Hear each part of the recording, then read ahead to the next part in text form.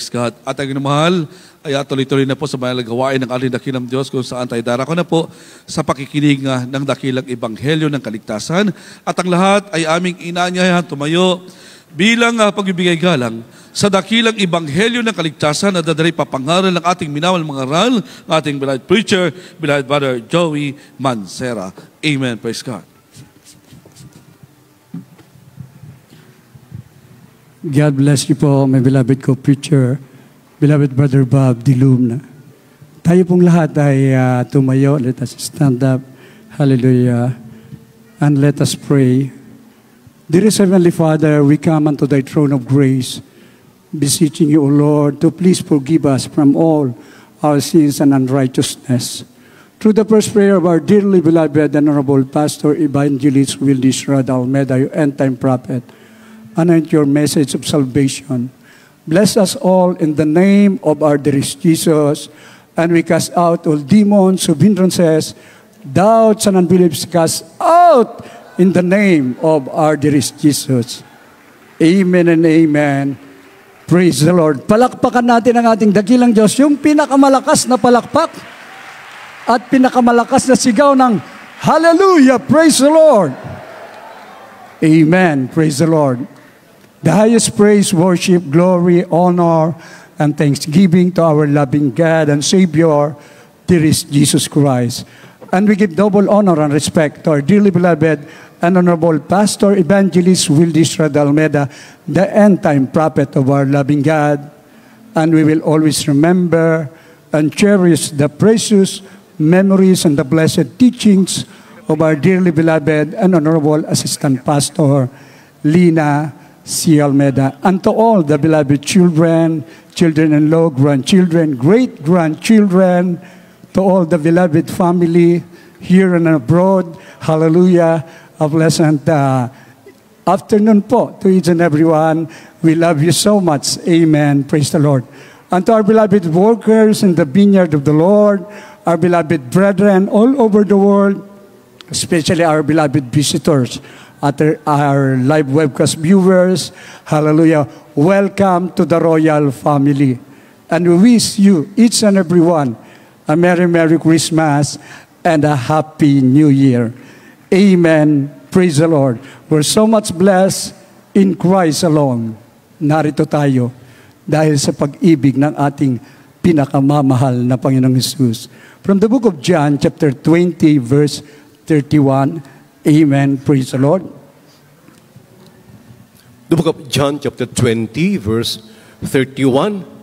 But these are written that you might believe that Jesus is the Christ, the Son of God, and that believing you might have life through His name. Di po sa Ebanghelyo ni San Juan, Kabanatang 20, talatang 31. Ngunit ang mga ito ay nangasulat upang kayo magsisampalataya na si Jesus ay ang Kristo, ang anak ng Diyos, at sa inyong pagsampalataya ay magkaroon kayo ng buhay sa Kanyang pangalan. Amen. Amen. Praise the Lord. Ito po yung nakasulat sa banal na kasulatan at ito po ang sinicelebrate natin, the birth of our Lord Jesus Christ. In Christ alone, nasa Kanya ang kaligtasan ng ating mga kaluluwa. In Christ alone, there is salvation. There is healing. There is peace. Everything will be unto us. Because yan po ang layunin ng ating mahal na Panginoon, peace on earth and goodwill to man. Ngunit ang mga ito'y nangasulat upang kayo'y magsisampalataya na si Jesus ay ang Kristo, ang anak ng Diyos. At sa inyong pagsampalataya ay magkakaroon kayo ng buhay sa Kanyang pangalan. Malakas na palakpak para sa ating dakilang Diyos. Yan po ang hinahanap ng maraming tao pag dumating ang kamatayan, natatakot sila. Pero sa atin, hindi tayo natatakot. Dahil meron tunay na buhay doon sa langit, sa piling ng ating pinakamamahal na Panginoon. Ngunit habang nandito tayo, kung tapat ka maglilingkod, palalakasin ka, dudugtungan pa ang buhay mo upang gamitin sa pagliligtas ng marami pang kaluluwa. Magkakaroon kayo ng buhay sa Kanyang pangalan. Kaya we declare today Sabi nga, Jesus saves, Jesus heals. Yan po ang mensahe na kung saan, yan ay dakilang pag-ibig ng ating pinakamamahal na Panginoon. Mga minamahal ko, na dati-rati, nung wala pa po tayo rito, talaga pong nagkukunwari lang. Hindi natin talagang madama ang tunay na diwa ng kapanganakan ng ating pinakamamahal na Panginoon. Ngunit dito po, yung kapayapaan na ipinagkaloob niya, mga minamahal ko, ay totoong nararanasan natin mula nung tayo'y makakilala sa ating dakilang Diyos na buhay. From the book of Haggai, chapter 2, verse 9, Amen.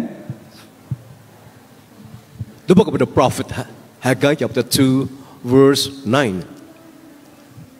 The glory of this latter house shall be greater than of the former, said the Lord of hosts. And in this place will I give peace, said the Lord of hosts. Ito po sa aklat ni Haggai, kabanatang 2, talatang 9. Ang huling kalwalatian ng bahay na ito ay magiging lalong dakila kaysa dati. Sabi ng Panginoon na mahukbo, at sa dakong ito'y magbibigay ako ng kapayapaan, sabi ng Panginoon na mahukbo. Amen. Amen. Praise the Lord. Ang huling kalwalhatian ng bahay na ito ay magiging lalong dakila kaysa dati. Sabi ng Panginoon ng mga hukbo, at sa dakong ito ay magbibigay ako ng kapayapaan, sabi ng Panginoon ng mga hukbo. Salamat sa ating dakilang Diyos, dinala tayo sa tunay na gawain ng ating pinakamamahal na Panginoon. Tunay ang Diyos na ating pinaglilingkuran. Tinuruan tayo ng ating dearly beloved pastor, ating dearly beloved assistant pastor, and the beloved children, yung pag-ibig mula sa langit na bumaba sa atin, siya rin pong ipinamamahagi sa atin, lahat magsabing, praise the Lord. Kaya dito masaya lahat eh. Maging yung mga kapuspalad na mga kapatiran natin, talagang may programa po sila eh. May gift-giving para sa kanila upang i-comfort sila na ang Diyos natin ay totoong nagmamahal. Lahat magsabing, praise the Lord. Ito ang diwa ng Pasko, mga minamahal ko. Ang ating pinakamamahal na Panginoon, dito, yung kapayapaan na sumasayo, ano man ang kilalagyan mo, hindi kayang bayaran yun eh. Na ano man salapi. Maraming tao ngayon, nag-celebrate ng Christmas sa iba't ibang sekta at denominasyon. Pag-uwi, may karamdaman pa rin. Pag-uwi, may problema pa rin. Pag-uli, walang pagbabago. Ngunit dito po, mga minamahal ko, mula sa lugar na ito, ang sabi ng banal na kasulatan, mga minamahal ko, ang dakong ito ay magbibigay ako ng kapayapaan. Lahat magsabing, praise the Lord. Kaya kahit hindi tayo magbatean na peace be with you, sapat na po yung praise the Lord, hallelujah. Amen. Ibig sabihin, ang ating pagbati sa bawat isa ay sa Diyos na tumawag sa atin na napakabait. Lahat magsabing, praise the Lord. Dahil pag sinabi mong, praise the Lord, hallelujah, kumpleto na yon. Kapayapaan, kaligtasan, lahat na pag isinigaw mo yan, ang lahat ng gawa ng kaaway ay lumalayas. Yun ang tunay na kapayapaan. Hindi ka matatakot sa huling panahon ngayon. Ang katatakutan mo ay ang ating dakilang Diyos dahil alam nating lahat, God will provide all our needs. Pagpapalang pisikal, material, higit sa lahat, sa espiritual, lalong dakila kaysa dati. Kaya masasabi mo, the longer I serve Him, the sweeter it grows. Kaya dito mga miyal, makita mo mga kapatiran, habang tumatagal, nagkakaedad, nandiyan pa rin. Praise the Lord po, nakaka-bless. Dahil hindi lang sila, maging ang kanilang mga anak, nandun, nagpupuri sa ating pinakamamahal na Panginoong Hesus. Amen. Praise the Lord. At sa huling panahon, siya ang ating liwanag. He's the sun and He is our shield. Ibig sabihin, protektado tayo ng ating mahal na Panginoon anuman ang dumating na mga kalamidad, sunod-sunod na mga pandemya, hindi na tayo matatakot. Kahit dumating pa yung World War III. Bakit? Lahat na mabuting bagay ipagkakaloob ng ating dakilang Diyos. From the book of Psalms chapter 84 verse 11, atin pong basahin. Psalm chapter 84 verse 11. For the Lord God is a sun and shield. the Lord will give grace and glory.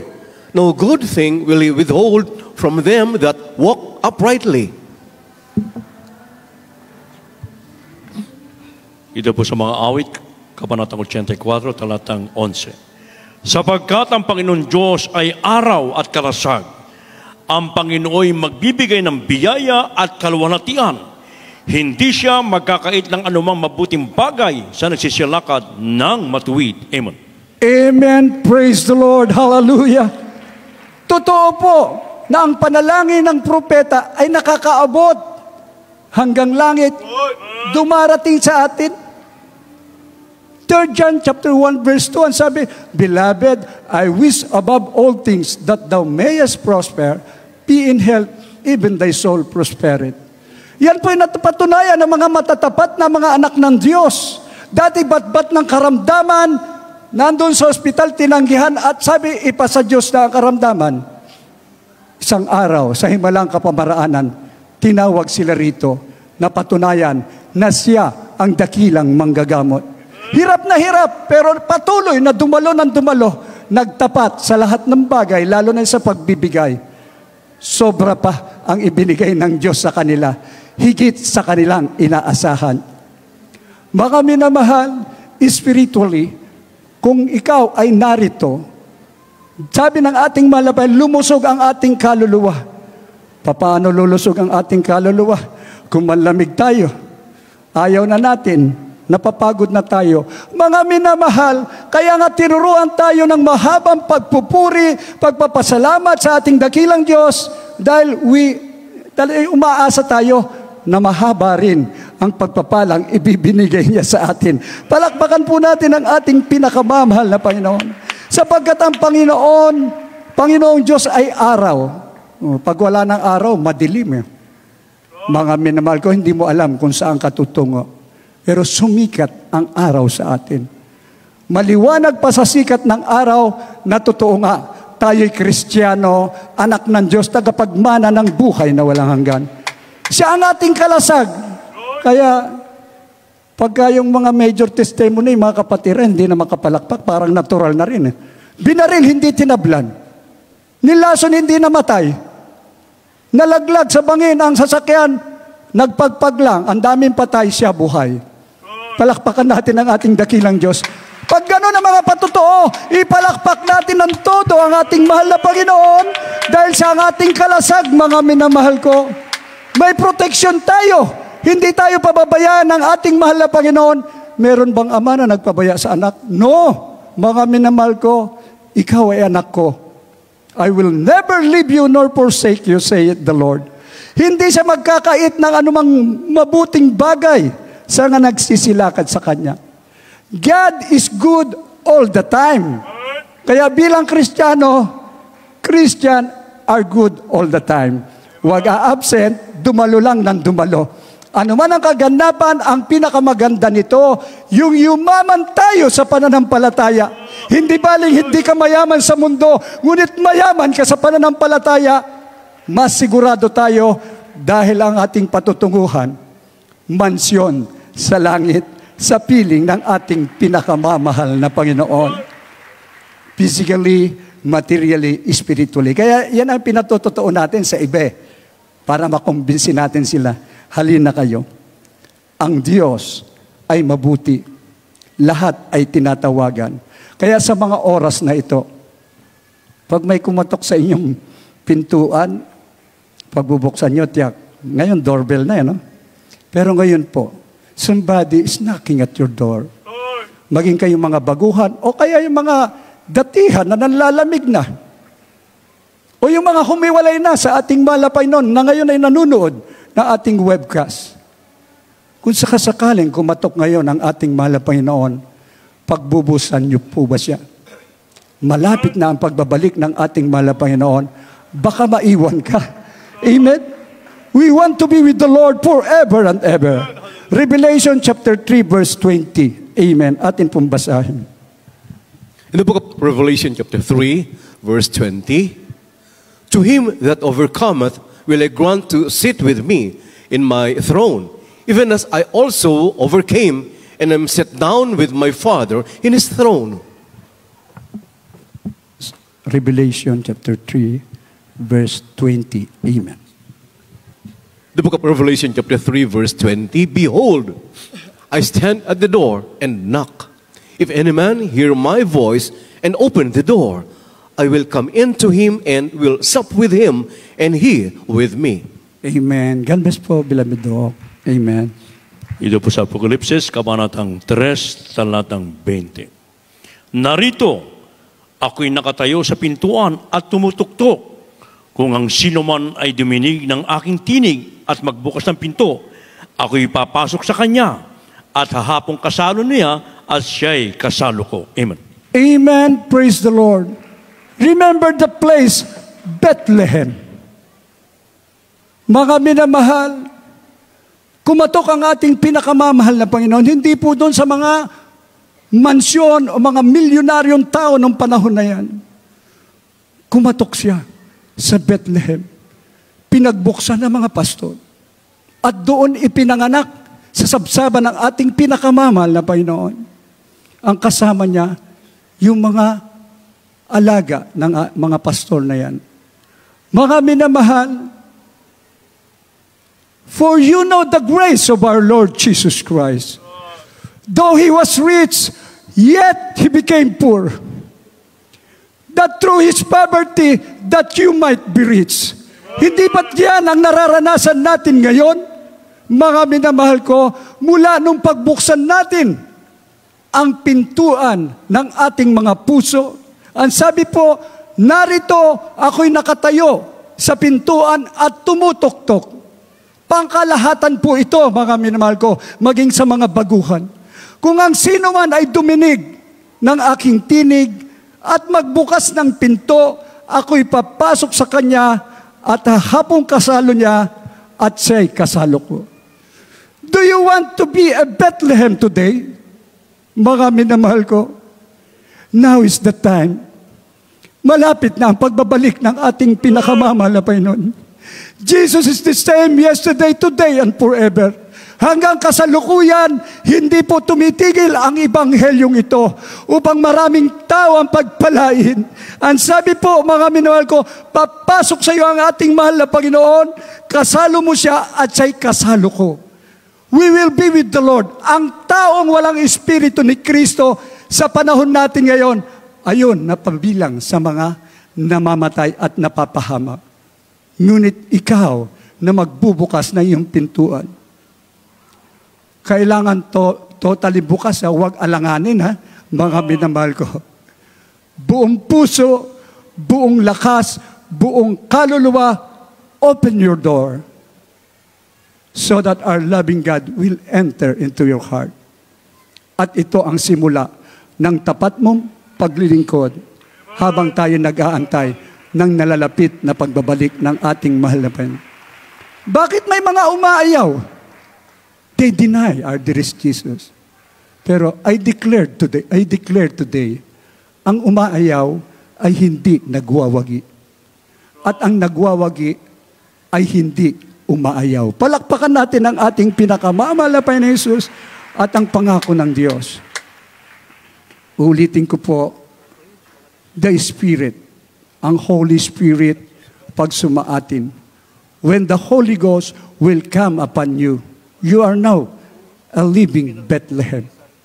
Pag sumayo ang banal na Espiritu, when the Holy Ghost will come upon you, you will receive power, and you will be witness unto me in Judea and Samaria and the uttermost part of the earth.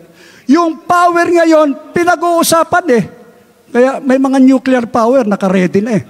Mga minamahal ko, political power. Ang daming power, gusto nila maghari sa mundo.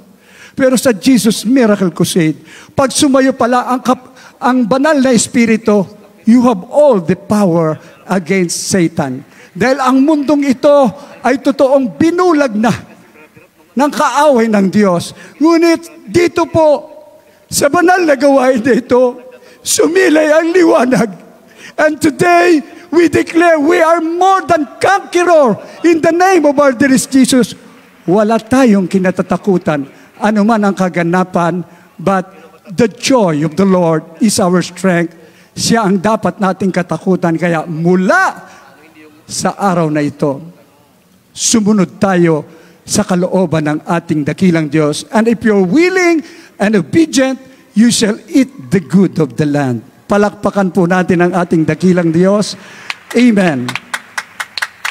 Pangako ng Diyos, I am with you always.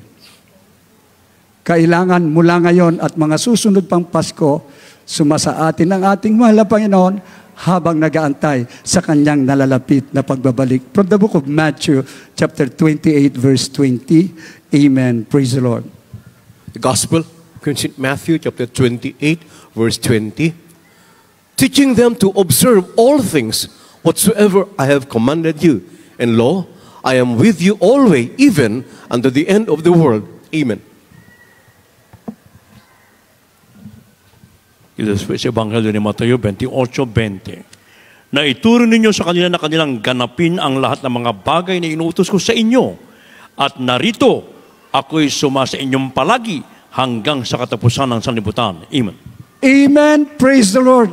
Napakagandang pangako. Ang Diyos ay tapat. Gagawin niya talaga sa iyo yun. Ikaw naman dapat maging tapat.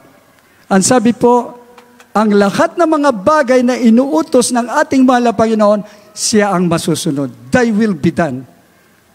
God's willing ang nais ng ating dakilang Diyos.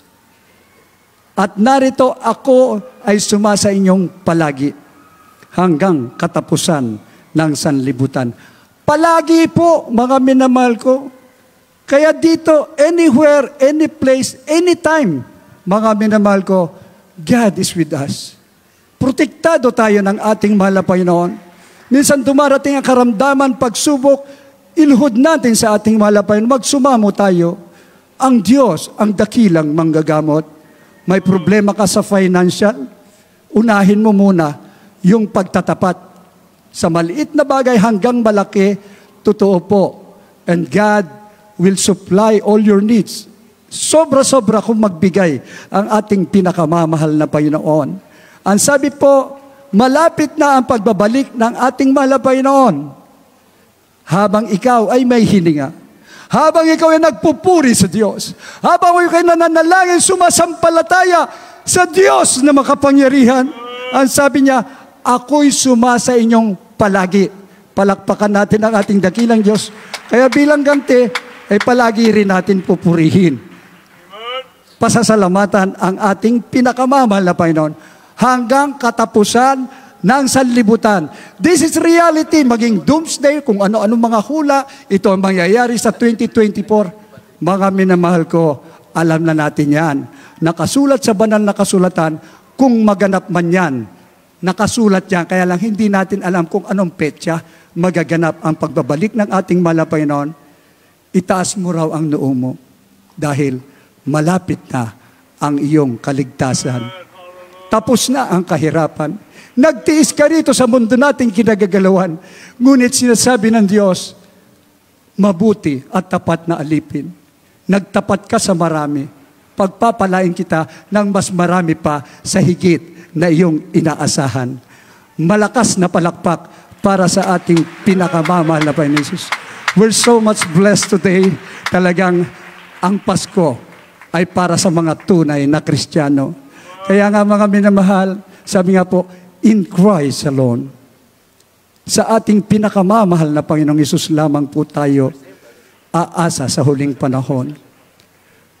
But these are written that you might believe that Jesus is the Christ, the Son of God, that believing ye might have life through His name. Palakpakan natin ang ating dakilang Diyos.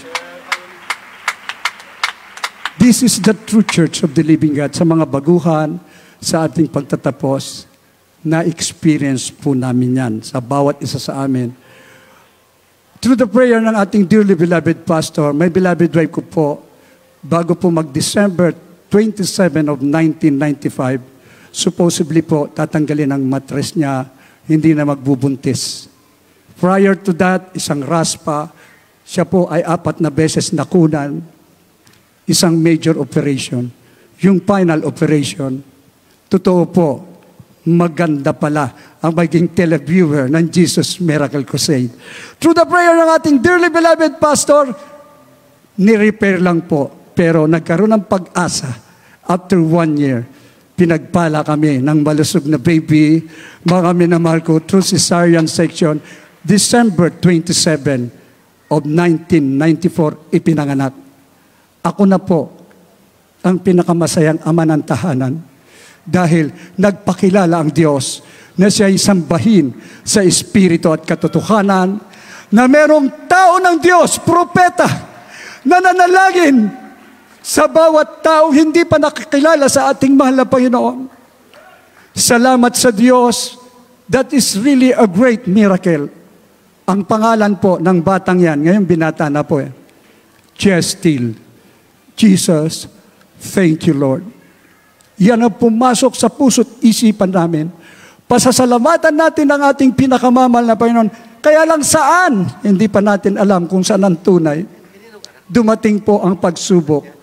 Sa lahat po na dumadanas ng pagsubok, yung pagsubok, panawagan po ng ating dakilang Diyos. After the cesarean, my beloved wife, nakatatlong operasyon sa loob ng 6 na buwan. Mga minamahal, explore lap, tinanggal ang uterus, left ovary, large intestine, small intestine, putol dugtong, nag-result po yan ng ovarian cancer at colon cancer. Salamat sa mga dalubhasan doktor, marunong din pala silang mag-advise sa mga taong walang pag-asa at ang sabi, ipasa Diyos. On that night, my beloved wife ko po, she was dying before the second operation. I prayed so hard to our loving God. Nasaan ka, O Diyos? Hindi ko na kaya ito. Baka bumigay ako at bigyan ko ng laso ng aking beloved wife. Pahintulutan ko na ang mercy killing na hinihingi niya. Ngunit isang tinig, liwanag. Kaya sinasabi ko, in Christ alone, there is salvation. In Christ alone, there is healing. In Christ alone, there is peace. Dahil yung pag-uusap niya, like a fountain of life, umaagos na tubig pababa. Inabot ako ng tubig na yan. Ang sabi ng tinig, tumalo ka sa Jesus Miracle Crusade International Ministry. Diyan mo ako matatagpuan. Merong tunay na pastor na magtuturo sa iyo ng buong katotohanan. Sasambahin mo ako sa espiritu at katotohanan. Could you imagine na pagbintangan akong baliw? Mamamatay ang aking beloved wife. That was January 5, mga minamahal ko, for the second operation. Pero ang batayan ko, sapat na paninindigan ko ang salita ng Diyos. But seek ye first the kingdom of God and His righteousness, and all these things shall be added unto you. January 5, 1995, I want to declare to you, ako ang pinakamasayang ama ng tahanan. Tinanggap ko ang kapayapaan mula sa ating dakilang Diyos. Nagbago ang buhay, pinagaling ang aking karamdaman. Wala akong pinagsisihan. For 29 years na paglilingkod sa ating dakilang Diyos, we're so much blessed physically, financially, materially, higit sa lahat, spiritually. Sapat na po ang ibinigay na buhay ng sa aking beloved wife. 28 years and 4 months. 8 months ago, she is with the Lord. Mga minamahal ko. Pero napakabuti ng ating mahal na Panginoon. A colon cancer victim, ovarian cancer, mabubuhay. For 28 years and 4 months, still, siya po ay working wife. Could you imagine how great is our God? Kaya nga, yung huling dalo niya rito, hindi siya nagpa-ospital. Sa mamatay sa mabuhay, Ang sabi niya sa akin, sweetheart, reminding you always, lahat ng bagay sa mundong ito ay walang kabuluhan. Ang mahalaga, payapa akong kukunin ng ating dakilang Diyos. Yun po yung kapayapaan na hanggang ngayon sumasa amin, mga minamahal ko. We are serving a great God. Tunay na Diyos na makapangyarihan. And I know, anytime, we will be with the Lord forever and ever. Palakpakan po natin ang ating pinakamamalabay na Jesus. So we invite each and every one, ating live webcast viewers, ating mga baguhan, you have found the true church of the living God. You have nothing to lose, but everything to gain.